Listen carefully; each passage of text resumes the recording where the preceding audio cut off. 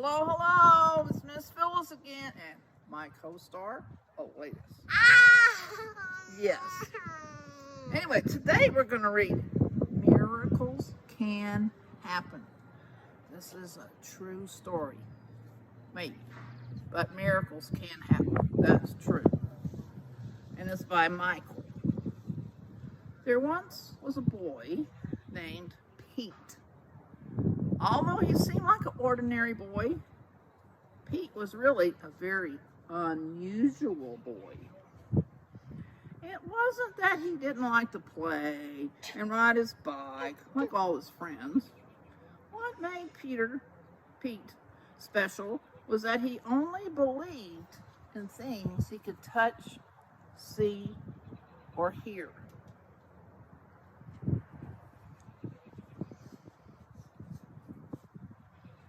See, touch, or taste. See, touch, or taste. That's right, huh? He only believed in things he could see, touch, or taste. While his friends never thought to question anything that they learned, Pete was skeptical about everything that he could not prove. He had serious doubts about electricity since he couldn't actually see it. He even had doubts about the earth being round, since all around him he could just see flat land.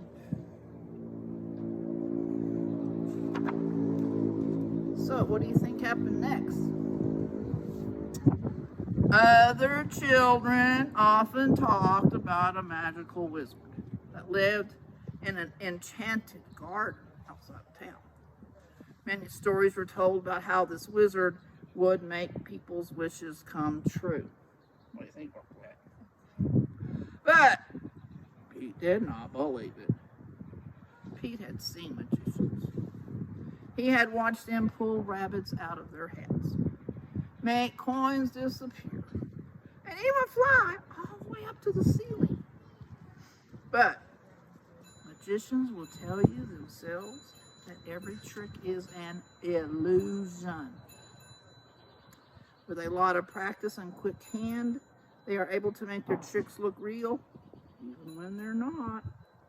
Pete knew very well that there was no such thing as a wizard. How silly. He thought wizards aren't real. They only exist in fairy tales. One day, when Pete went to visit his grandmother, he fell asleep on the bus on his way back home. "Wake up, young man," a loud voice startled him.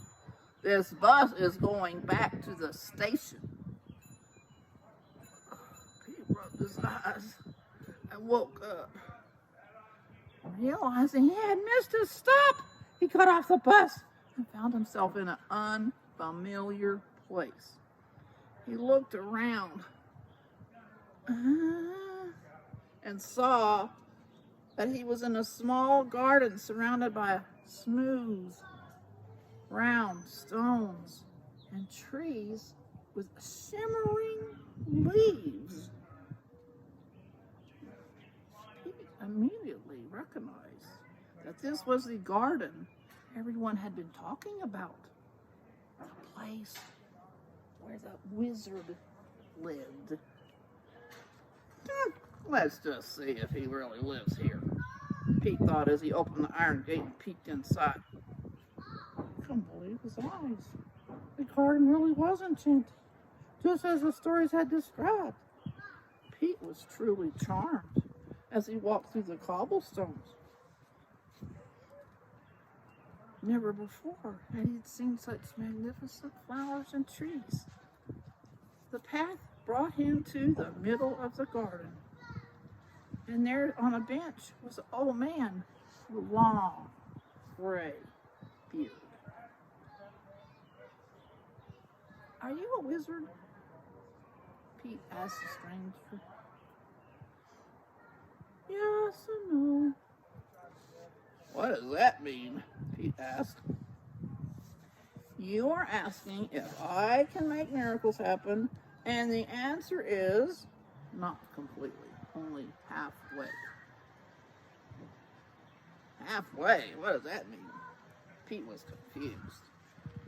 The magic only works if people remember that it helps them, but they usually forget and end up with nothing. I don't get it, Pete says. Let's imagine that you ask your mom to buy you a baseball bat. Before you ask her, you'll think about your mom, right? Of course, Pete agreed.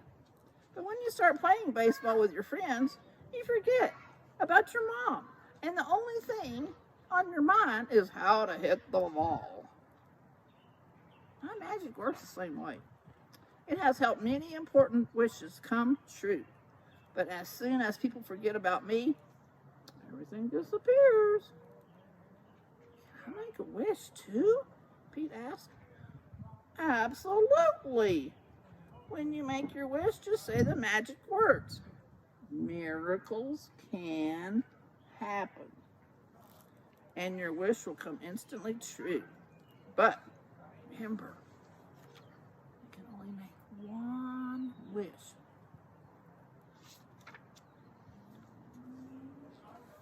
Pete said goodbye to the wizard, and soon he was on the bus heading back home.